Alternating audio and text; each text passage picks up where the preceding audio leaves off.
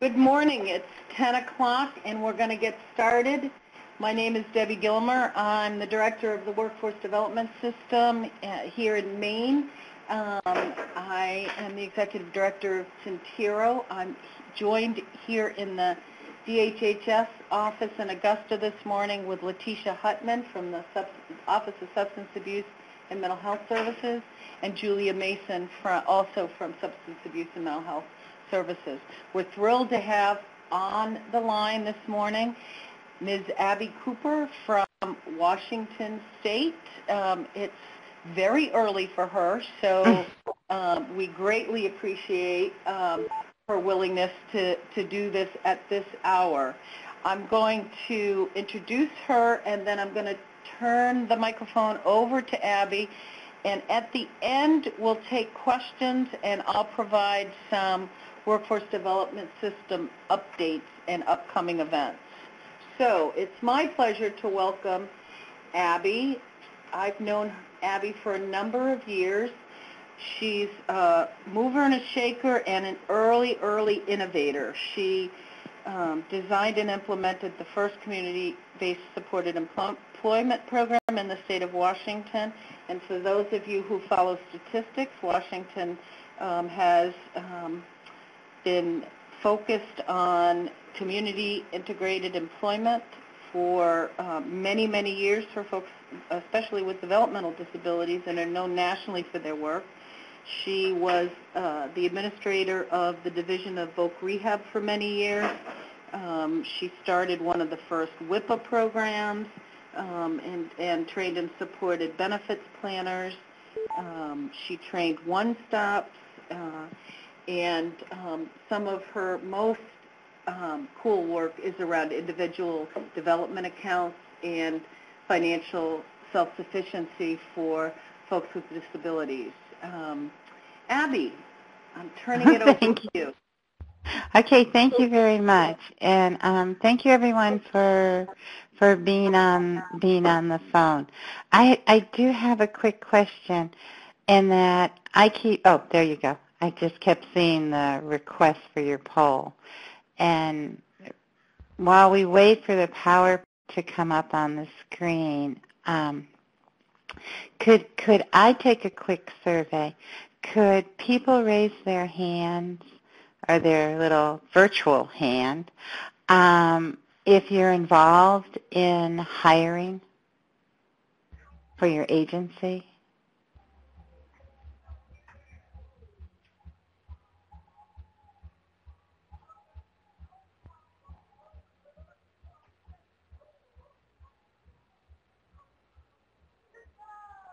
Okay, well, it is looking like the majority of you are on the right webinar, because this whole webinar is pretty much going to be focusing on what we need to think about to enhance getting the right people in our agencies. And we all know that you don't need me to be on the phone to tell you that it's difficult, and it's difficult to find the right people. So what I'd like to talk about today is something that's near and dear to my heart, and that's how to make the process more difficult for yourself. Then in reality, what I'm going to do is go over some of the common mistakes that we frequently make in hiring. I'm going to talk a little bit about the importance of selling your organization. And you need to raise your voice a bit. Oh, I'm sorry. I'm going to talk about selling your organization. I'm going to talk about the importance of thinking strategically when you're doing hiring and how some tips you can do in that. Career development for your staff. We're going to spend a little bit of time on what the data is out there on private nonprofits. And I also want to spend some time helping you think about what is the core knowledge, ability, and skills you want for your staff, and then preparing for the interview. So hopefully this will be information that you all came to hear. So if you got to hire, let me see hands again, because it's so much fun to use the virtual hands. How many people are just thrilled when they get to interview, when they get to hire a new staff?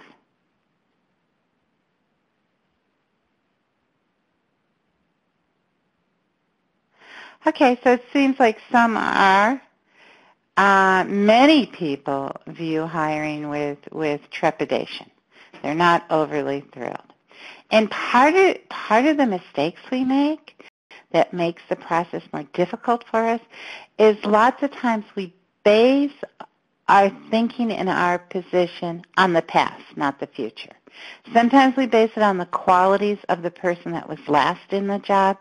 So we think, yeah, those are the qualities we need, or we think, we never want to hire anybody with those qualities. But we don't take time lots of times because few of us have a ton of time to think about where do we want this position to be 5 years out. How can this position align itself to the direction that our agency is going? So we don't think about the future. We have a tendency to think about the past. And the reason that is sometimes not very helpful to us is we end up with positions that are great for what was going on, a year ago or currently, but as we all know, our field changes quickly. And as we all know, there are new trends, there are new things that we have to pay attention to. And if we don't pay attention to them in the hiring, we end up with the wrong people in the positions. Sometimes many people are more impressed with education than experience, and that seems to be a phenomena of our society right now. Not so much just related to our field, but we tend to be, you went to Harvard, therefore you must be smart. Oh, you have this degree. And we don't dig a little deeper into a person's experience. Sometimes we allow their education to give them a pass. And then we end up hiring people that don't really have the skills to do the tasks we need. A critical error that I think people make a lot, and I certainly have made, is not paying attention to the chemistry of my team. And we all know, and we've all worked with somebody who's really good at their job, and nobody in the organization can stand them. And so it ends up causing so much more strife than there needs to be. Or you hire somebody who's good at their job or okay at their job, but they can't build with the chemistry of your team. And you all know how much fun it is and how great your work is when the chemistry of your team's aligned and people are really building on each other's strengths. But in thinking about your chemistry of your team, it's not only thinking about what people's personalities are, it's also thinking about what are particular skills they bring to the table and where are they lacking so that you have somebody that can augment where they're lacking and heighten their skills. And we all know this from when we work with people, that we certainly know, or I certainly know when I work with somebody that heightens my skills and has different strengths than I do, I find it really fun to work with them.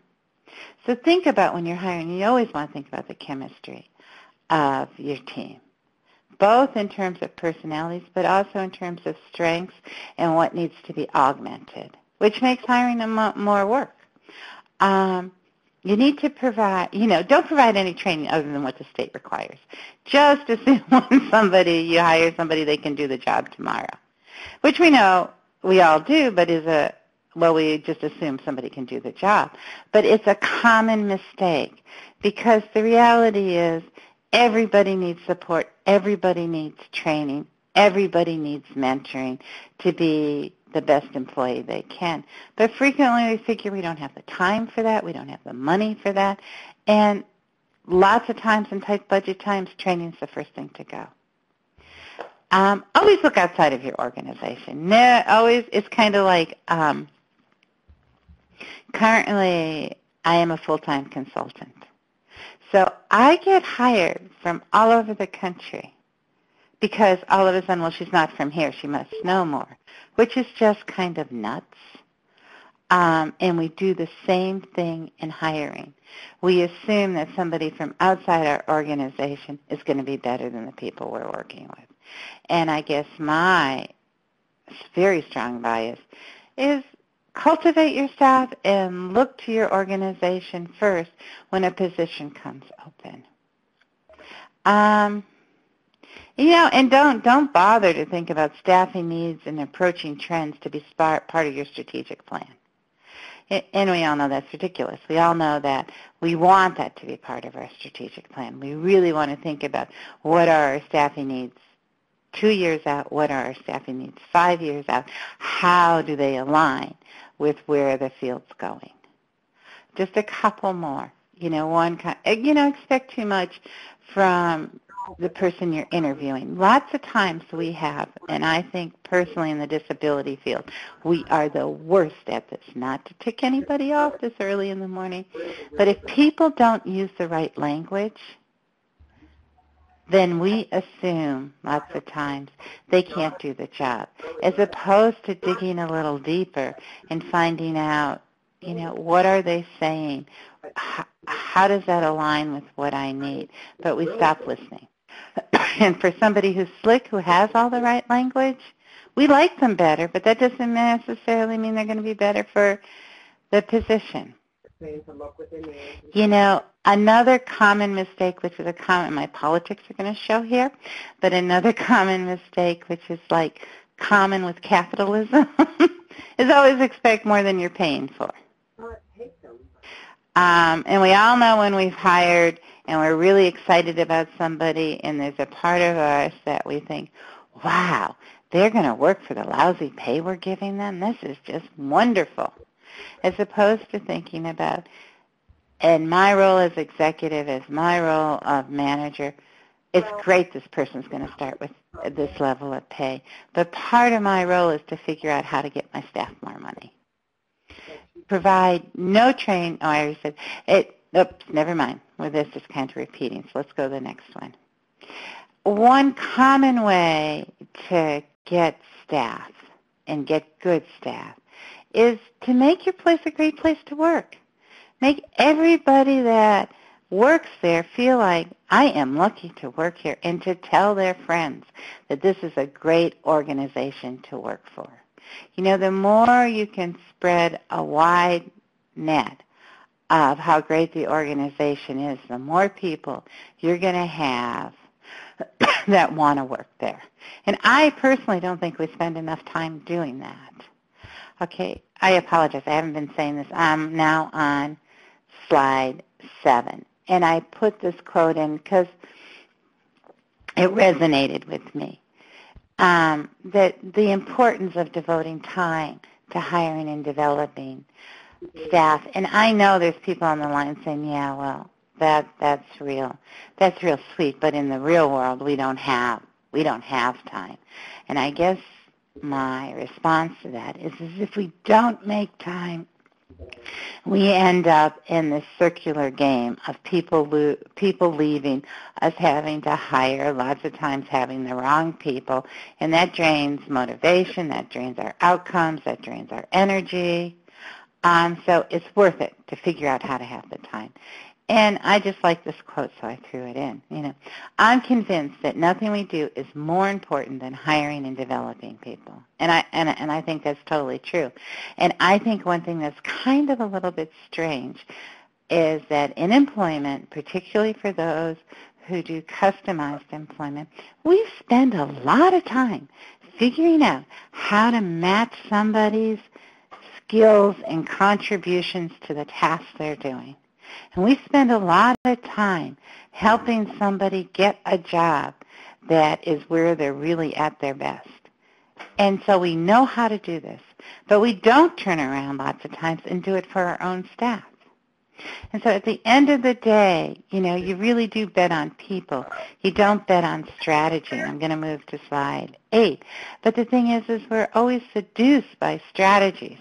I don't know if some of you are like me, but you sit in the training and you hear this speaker and you think, oh, what they're saying is so cool. I never thought about that.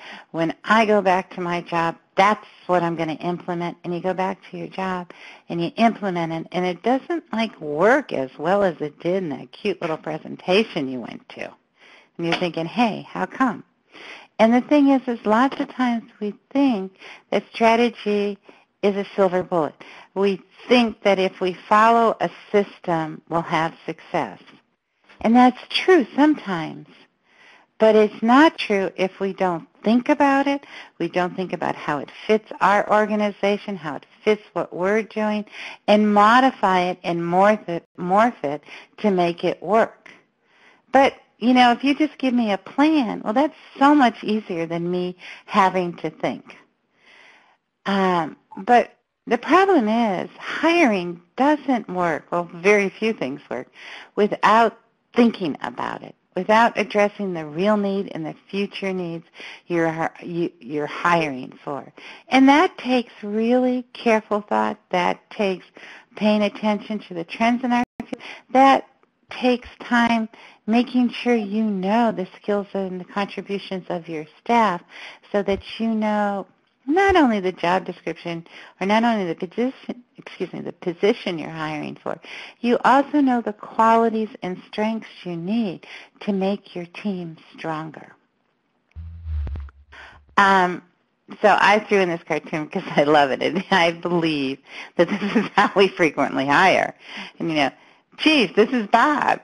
He got into the wrong carpool this morning and came to work with us. Can we keep him?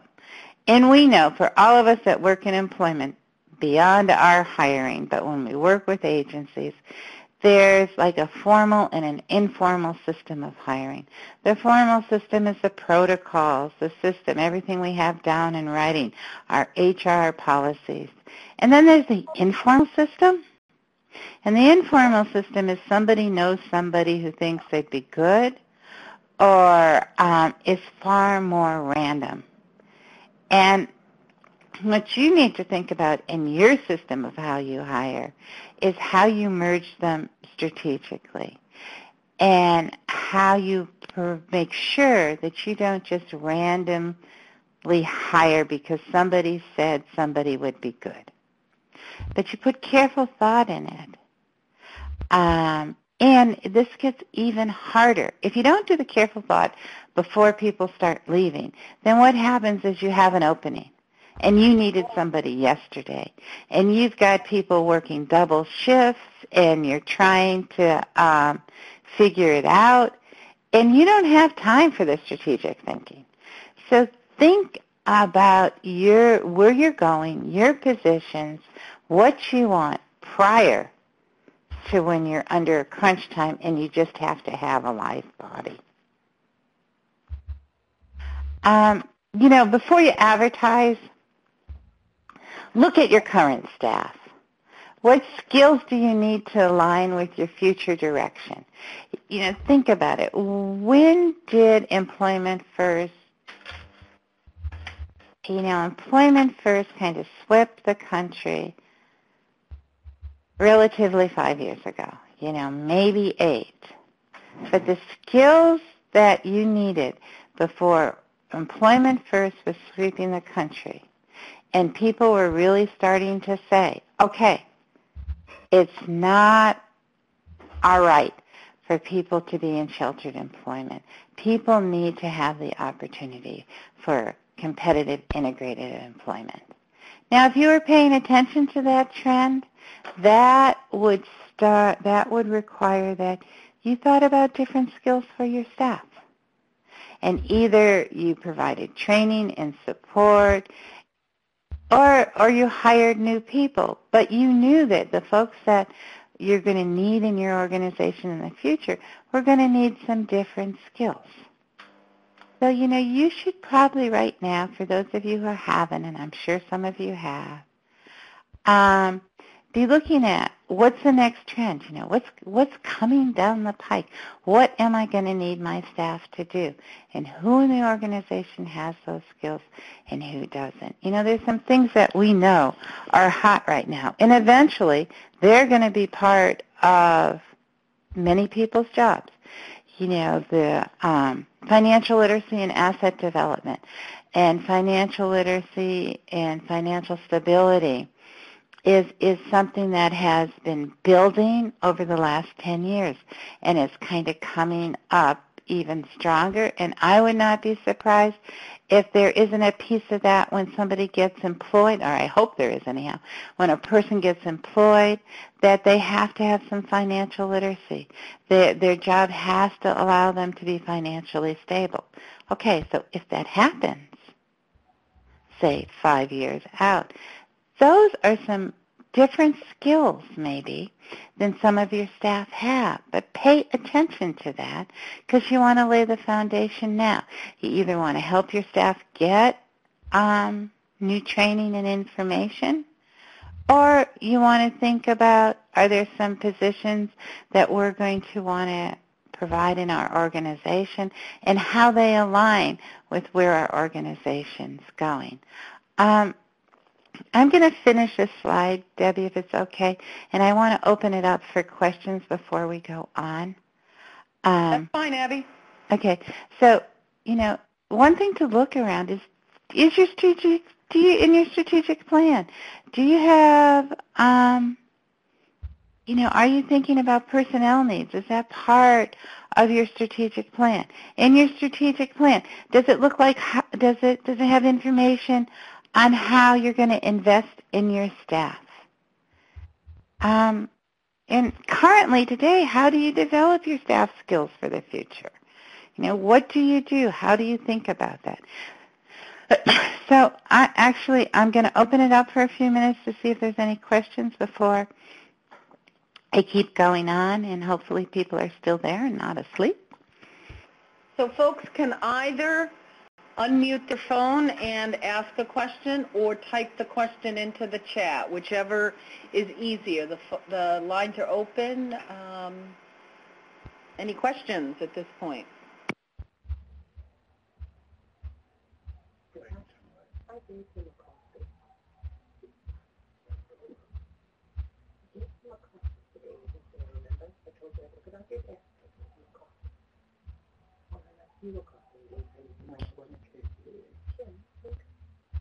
Okay. Well, why don't we keep going then, if there aren't any questions?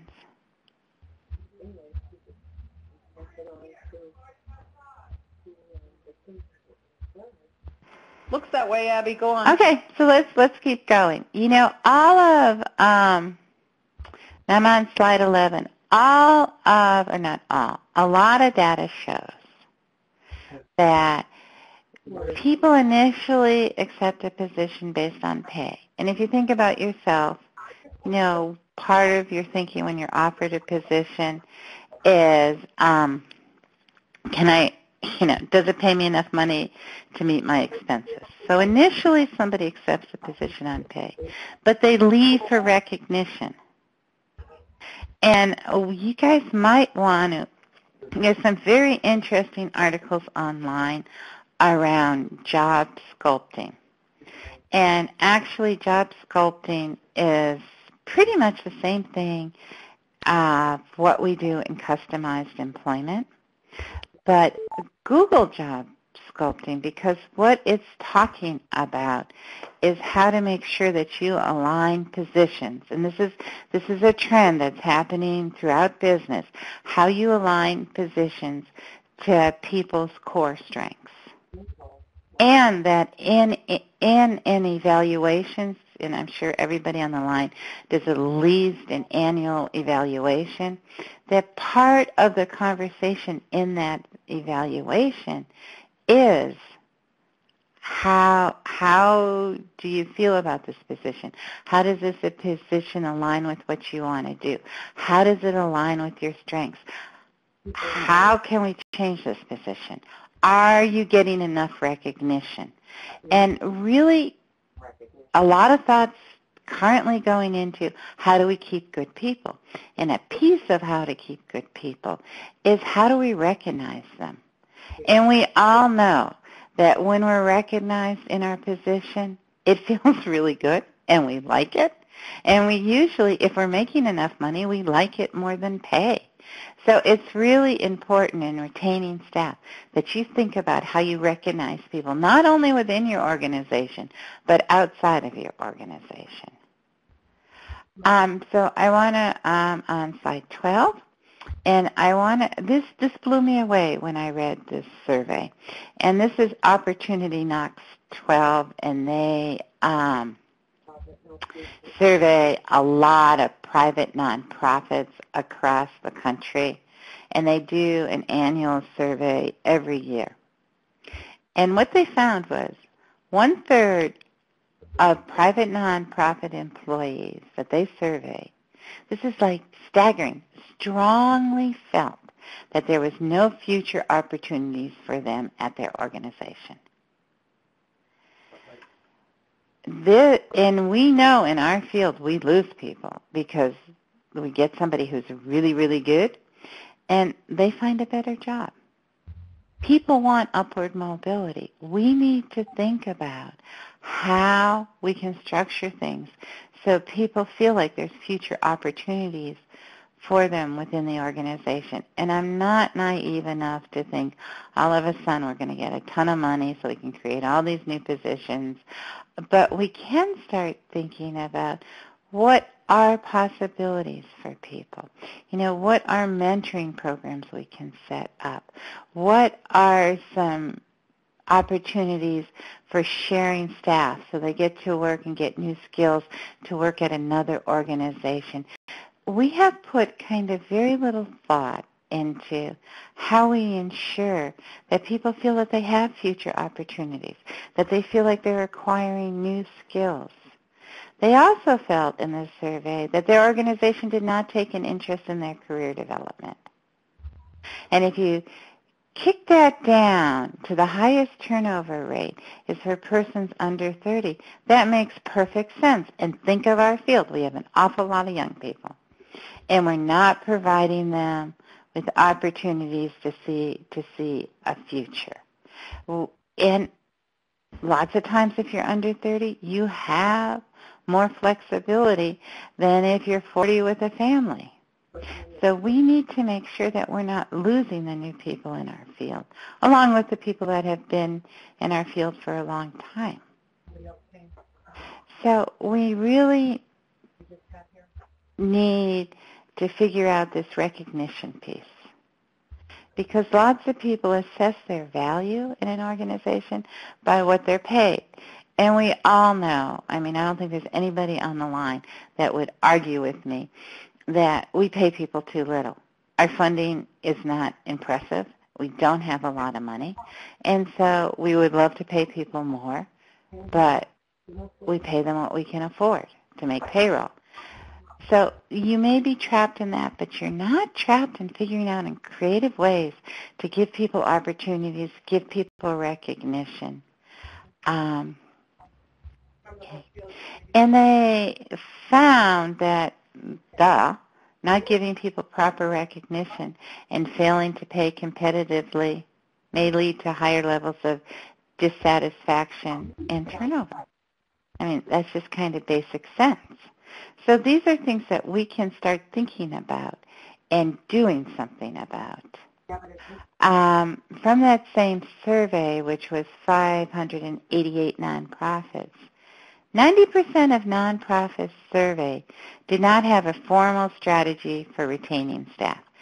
And I put forth the question for you, do you have a formal strategy? If you don't, this would be a really good thing to think about. This would be a good thing to work with your board of directors with. This would be a good thing to talk to other agency directors. Hey, what do you do? How do you do it? This would be a good thing to start researching.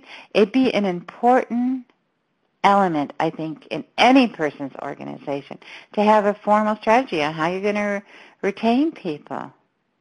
And in this survey, 90% didn't have any strategy. But most of them indicated that retention was an organizational challenge. So, we need to do something about this. This is also amazing, is that the top 3 functional areas experienced the most growth were also the top 3 functional areas experiencing the greatest challenges with retention. And the first one up was direct service. That applies directly to us. At the final point is the website where you can peruse the whole survey if you're so inclined. It's pretty interesting, and I would suggest that you do.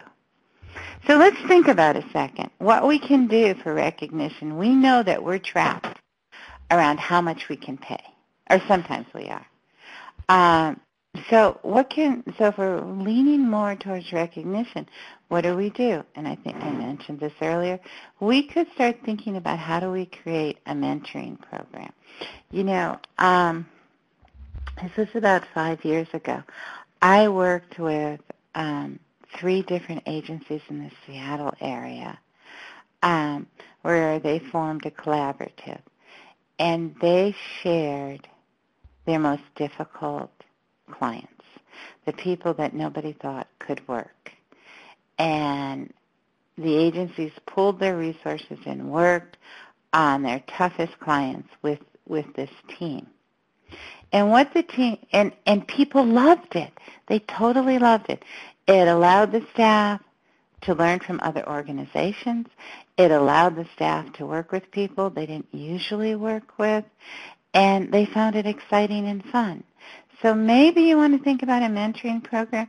Maybe you want to think about how you can team with other organizations to do a pilot that taps into people's skills that they're not using or taps into learning new things. Another incentive that I've seen is kind of a reward time off. People get paid time off. They get a day a month or they get a day a year. That isn't vacation. That isn't sick time. It's just they get paid for their incredibly good job that they're doing. So they get an extra day off. One thing that you're commonly seeing across the nation is flex time. Employees are given control over setting their daily schedule. Do I work 10 hours, 4 days a week, and I have Fridays off? I work at home these days, I work only, I don't come into the office, I'm just out in the community working, but I'm in the office these days. But some flexibility around their time. Flexibility around people's times is huge. Now, in some situations, that's not possible. If you're working in a group home, it's kind of hard to do flex time. But look at it. Look at your organization and see what can we offer people. I just mentioned working longer hours for fewer days. Job sharing. You have 2 part-time employees sharing the same full-time position. You have telecommuting or flex place where people can work from home, work from the library.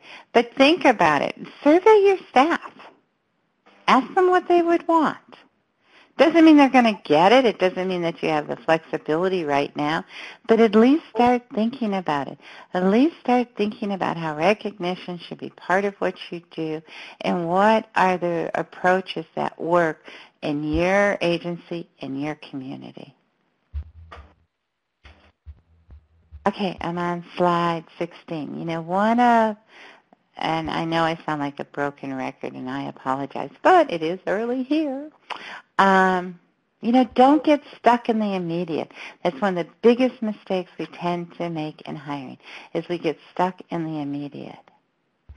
So in order to not get stuck in the immediate in your hiring, you got to provide a clear vision of your agency's future and direction for your staff. And there isn't anybody on the line, I will bet you my bottom dollar, there isn't anybody on the line that what you're doing today and what your staff are doing today is the same thing in the same way that they're going to be doing 6 years out. It's going to change. It has to change for you to stay current, for your agency to stay fluid. It's got to change. And if you're the person in charge of hiring, or you're involved in hiring, or if you're on the your hiring committees, you need to be thinking about this. Debbie, are there questions I should answer on the side?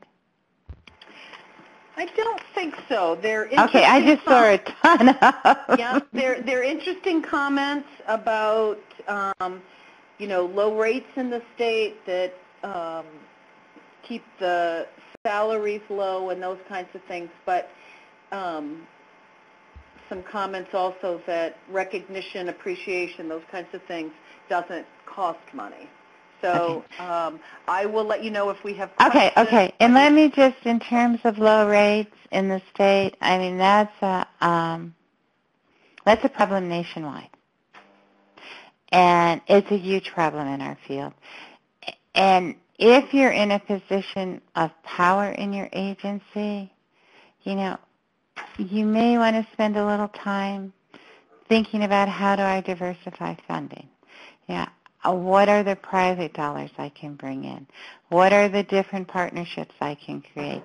What can I do under WIOA, the Workforce Innovation and Opportunity Act, to hone in on some of the funding that is there? So part of what we do, at least part of what I do, is, look at the low rates and say they're not fair, but kind of raise my hands up and say, what can I do? It's kind of like hiring. There are things you can do. It does take time. It does take energy. But I also think it behooves us to try to figure out what are some other funding streams. So anyhow, back to the topic at hand.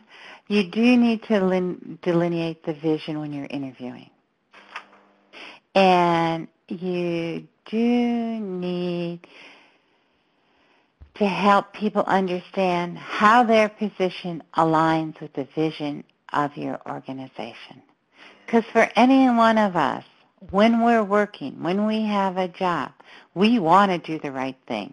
And if we're in the position of accepting a job, I want to know where that organization thinks they're going to be going in the next 4 years, because I want to be thinking about, do I have the right skills for that? How do what I want to do aligns with where the organization's going, so I know whether or not this is a good fit. So when you interview, you got to let people know that. You've got to start when you're interviewing pulling out, I guess this is the best way I can say it, pulling out the interviewee's skills and thinking about how they align with where your organization is going. Ask whoever you're interviewing, it's apparent you have skills in blah, blah, blah.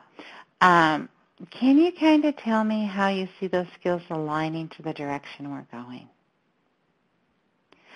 And I've already said this, and I like to repeat myself, but, how are your staffing needs part of your strategic plan? And you need to think about what support and trainings the interviewee needs to meet your needs. Please stay away from thinking, I'm going to hire you, and, boy, you can start tomorrow with Zippo or limited support. One common, I think I talked about this earlier, but one common mistake we make in hiring is expecting too much of the people that we hire.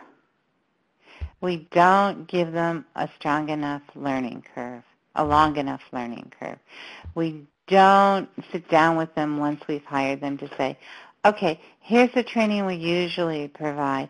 What additional information and support do you need from us? Let's put that in a schedule. We usually just expect people to fly by the seat of their pants. And then guess what? Sometimes it doesn't work out. And we know how much fun letting somebody go is. So in every position, so we're looking about what direction we're going, what we need to know. We also got to start looking at our position. Our positions. We need to know what the core knowledge is that we need for that position. We need to know what the abilities are and the skills that person's going to need. So in the next couple of slides, I just threw in what I use. This doesn't mean that this is the best thing since toast. It's just to give you an example. And it's just this example to know what your employment specialist needs. And so how I do it, for what it's worth, is I have the knowledge. And I think everybody needs to have standard business practice. So I check that as a must-have. But in some situations, I may have can learn. I also have how to unbundle tasks, because what I do is customized employment. Lots of people don't have that, but I certainly think people can learn that. Translate, I see this as basic, you got to have this knowledge, translating an individual's task into how it can meet an employer's need. I think that's something somebody can learn. That's something I can train. Current employment trends, I think that's a must-have. I think that's something that somebody should, before they come to interview me, should kind of understand the employment trends, understand the business community of where I work. Systematic instruction of how you teach somebody, if that person's going to be teaching somebody, are going to be job coaching, then that's something they can learn, but that's something I want them to learn before they're on site with somebody, because not training somebody correctly on a job leads to, as we all know, incredible headaches. Strategies on how to involve coworkers, that's kind of, you can learn that. Workflow processes, depending on what your workflow is, that's something that's quickly easy to learn. But start thinking about, what do I want you to have? What are the skills that I don't have time to train for? And it's going to vary for every person on this line. And what are the core skills that I will teach you? You'll mentor with a staff, you'll go to trainings, whatever, however you do your trainings, but divide it out. I will never hire anybody, or I don't think I will. I think they've got to they see the person, not the disability. I think somebody has to be able to listen and pick up subtle clues.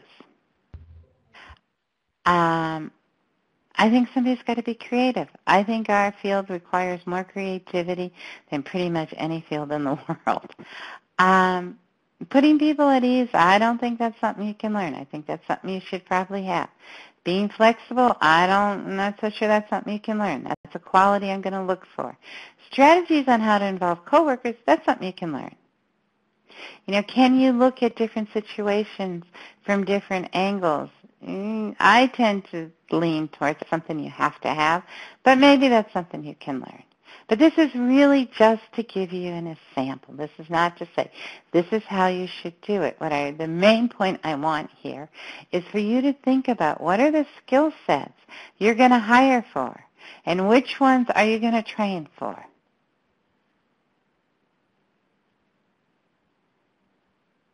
Okay.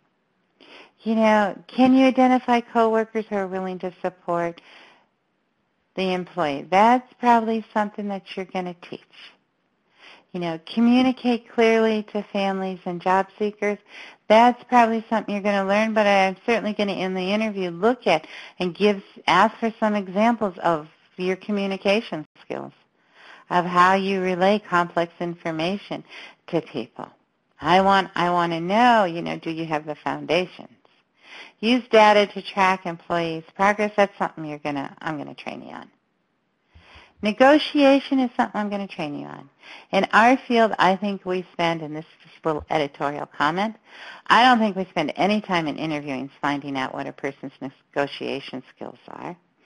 But it's certainly, if you're doing customized employment, actually if you're doing any kind of employment,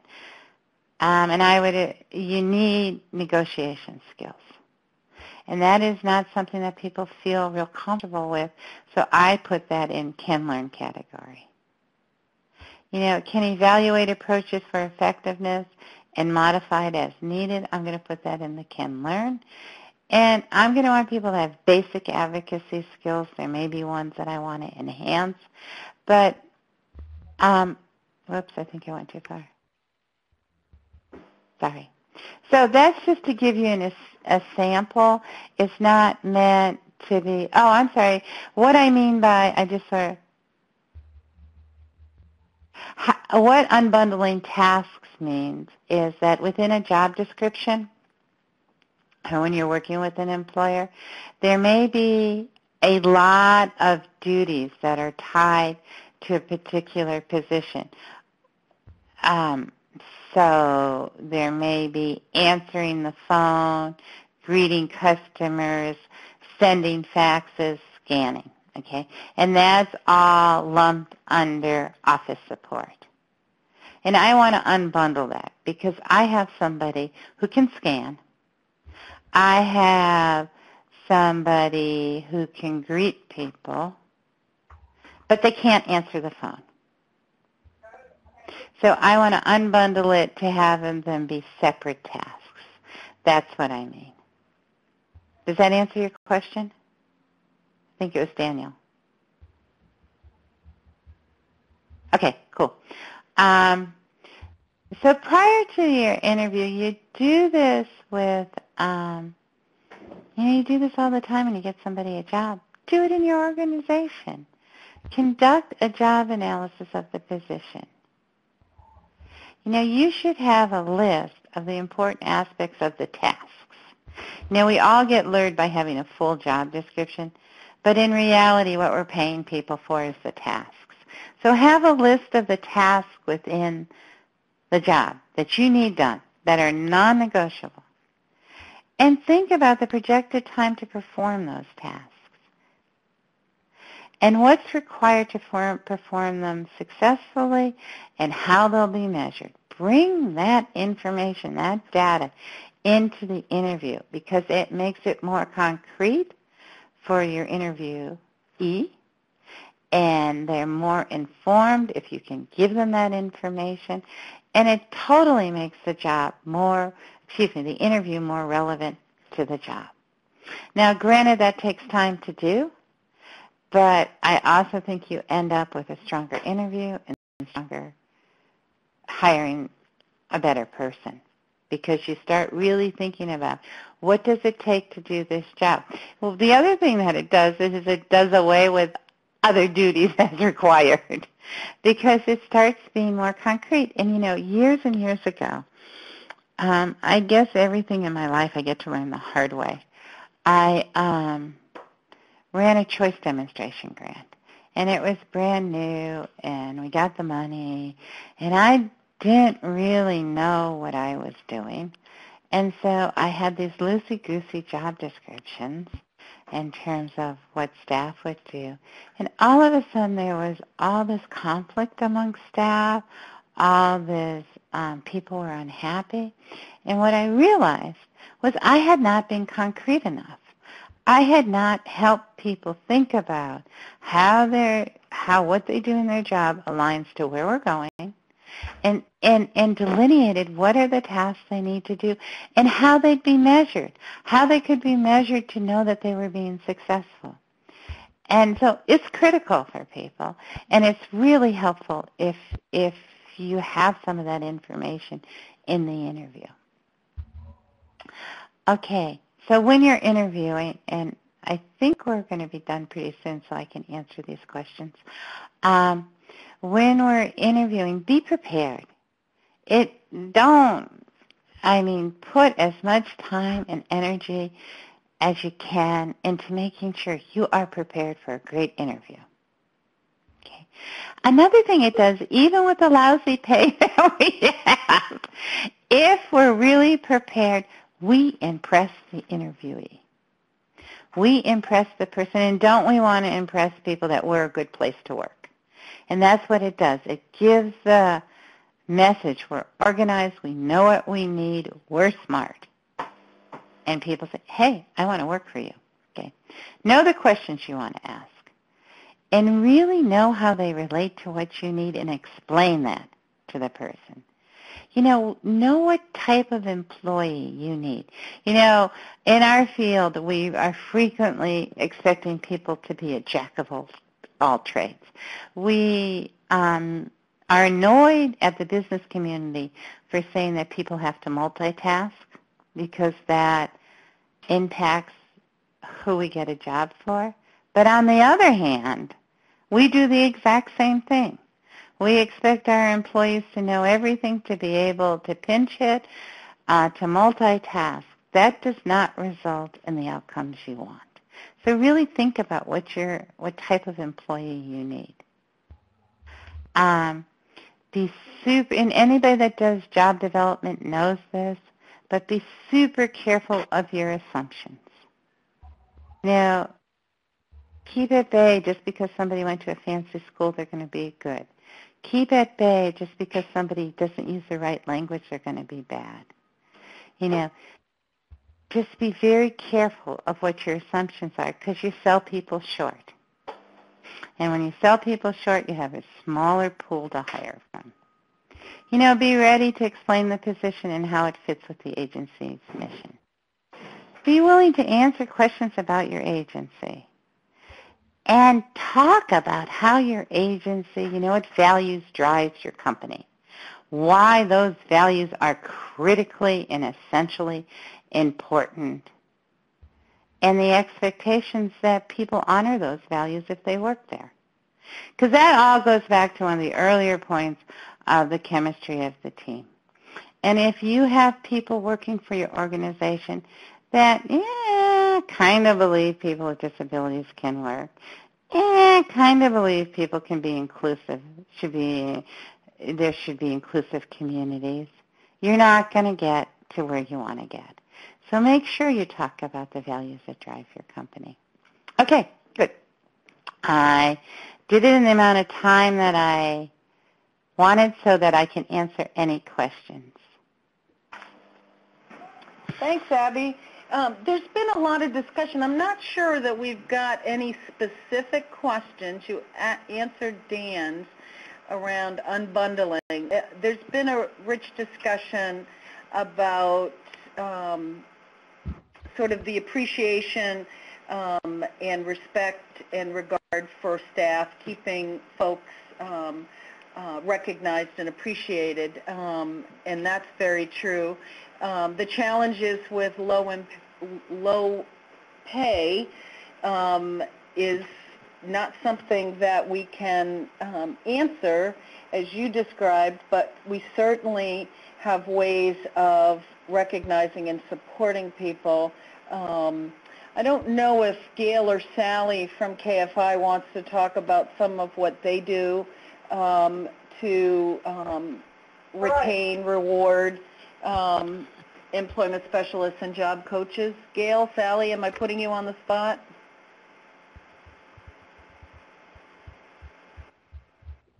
Yes. Yes, you are. Maybe we'll have them do a webinar at another date. Might have another one. The salary issue is challenging for sure, but it doesn't. We have incredible job coaches and employment specialists, and frankly, one of the challenges is at the agency level about how you're choosing to spend your money. If you're spending your money on bricks and mortar and vans and buses, it's harder to support people. You have less money, so where is your agency putting its money? What is it that you're valuing, and are you spending your money in ways that demonstrate what your values espouse? So I think that may be part of it.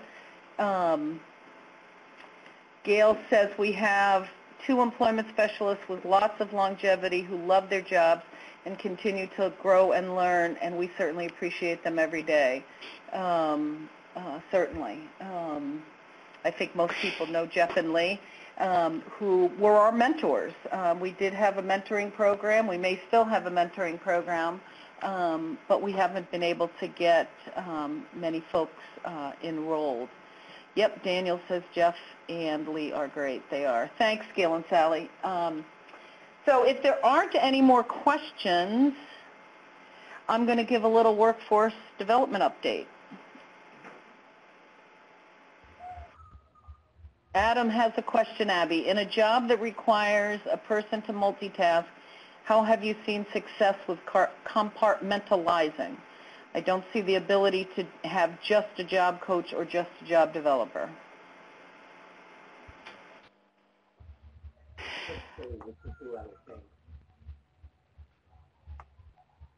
Okay. You know, there's lots of, there's certainly agencies that have people that have people be both a job coach and a job developer. I think there's pros and cons to that. As you said, Adam, it's very hard. It's very hard to find the right person because sometimes the skills that you need for a job coach are different than the skills that you need for a job developer. On the other hand, you know, I think the skills you need for a job coach, I think some of those skills are really teachable, such as systematic training, such as how you identify coworkers. The skills for a job developer, I think, are teachable too, but where I think it gets tricky in doing both is sometimes job developers are, they love it. They're curious. They love to talk to people. They love to be out and understand how the community works, which is a little bit different sometimes than the personality connected to a job coach. That doesn't mean you can't train for one for the other. But if you have the luxury of having somebody be a job coach and having somebody else be a job developer, I think that's a little bit easier to find folks. In Maine, there are examples of agencies that do separate out the tasks, and some agencies where they want continuity at the spot of employment, and so we can do another webinar on and have folks talk about and discuss their strategies. Yeah, because there's pros and cons. The only thing, and then I'm going to be quiet so Debbie can give the update. The only thing that I'd be cautious of is don't pay your job developers more than your job coaches. Don't set up a hierarchy that a job developer is more important than a job coach. And now I'm going to be quiet. Deb, take it away. Thanks. So we still have openings for Discovering Personal Genius, the Career Planning Certification Training on September 23rd and 24th. Please register soon if you have staff interested. A reminder that the technical assistance for currently certified career planners, DPG providers, is on the 24th. And we only have a few people registered. That is required if you're certified to do the follow-up technical assistance. So if you haven't yet registered or have staff that are certified and haven't yet registered for the afternoon of the 24th, please do so. Nancy Brooks Lane will be in Maine next week providing TA under the ODEP contract to agencies, VR and DHHS. David Hoff will be here on September 29th doing the fading and natural supports in the workplace. Critically important for the kinds of discussions we had today. His training is fabulous for job coaches and employment specialists. We were hounded for 18 months to establish a job coach credential. We've done that, and the enrollment is incredibly low. So I'm hoping that just with another reminder, folks will start registering for the job coach credential. We put a lot of work into it in response to your requests.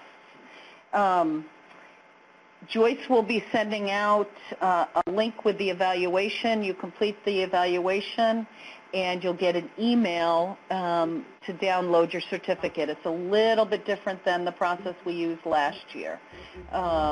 So that's that. We're still looking for topics. We think next month is going to be self-employment, but if it's not self-employment, we'll celebrate Disability Employment Month with an update on the workforce development system and the work that Maine is doing around Employment First and ODEP. Abby Cooper, I can't begin to thank you enough for this stimulating conversation.